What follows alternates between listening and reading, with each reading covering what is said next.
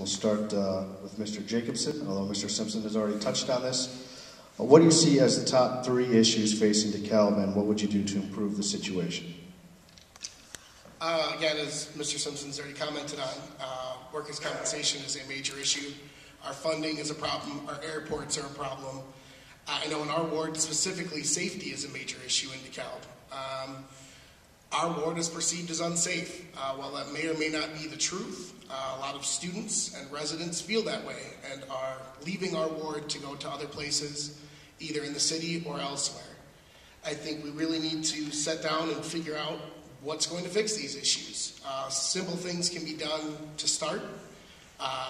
Obviously, many ideas have been floated out there on how to fix the budget and our budget crisis and all of those issues.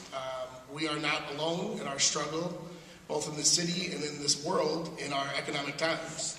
I think truly what we can start is seeing what else we can cut. I know cuts have been made, staff cuts have been made, and there's been several comments as to whether or not little bits and pieces can add up here and there. It's a start. When we can start to figure out where our money's going to, there's not a single candidate that'll be up here tonight that thinks that they're going to open up the budget and see a line item for $2 or $3 million that says waste. I mean, it's there. We got to find a way to cut it. We got to find a way to figure out how we're going to move on. Once we tackle those issues, we start seeing to see where the cuts have taken hold and how they're working. Then we can start to progressively decide what's next. How else can we bring in revenue? How else can we bring in business? How can we bring growth? How can we bring expansion? Those are what's going to eventually help us work through our problems. The more money that we have available to us to put toward some of the issues, positively and not wastefully, can help us get through some of these budget difficulties, can help us get through our staffing difficulties. And once we work them all through, hopefully in the next 4 to 6 years, we can really see some positive change in DeKalb and make it happen for our residents both now and in the future. In addition to what I've said, one of the main problems with our government is that we have a city manager form of government. By that I mean the people you elect, the mayor, and the city council people are all part-time. That's not necessarily a bad form of government, but the people that you elect who are citizens like yourselves, not that the city workers are not citizens, we don't have full-time input in the government. We are generally retired people doing this, or working people doing this, or student working people doing this.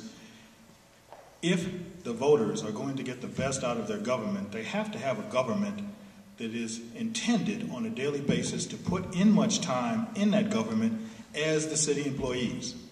So as long as we have a city manager form of government, and this is not casting any aspersions on our city manager, we are going to be at a disadvantage as an elected group of people to fully function in this process.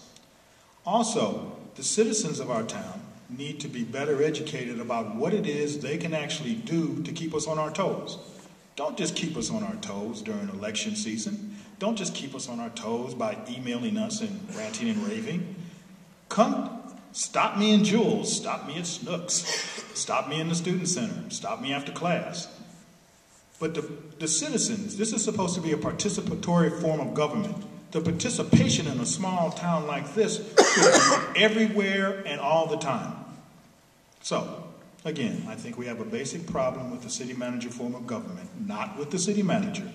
And I think we don't have enough regular interaction between those you've elected outside of election season and those who do the electing.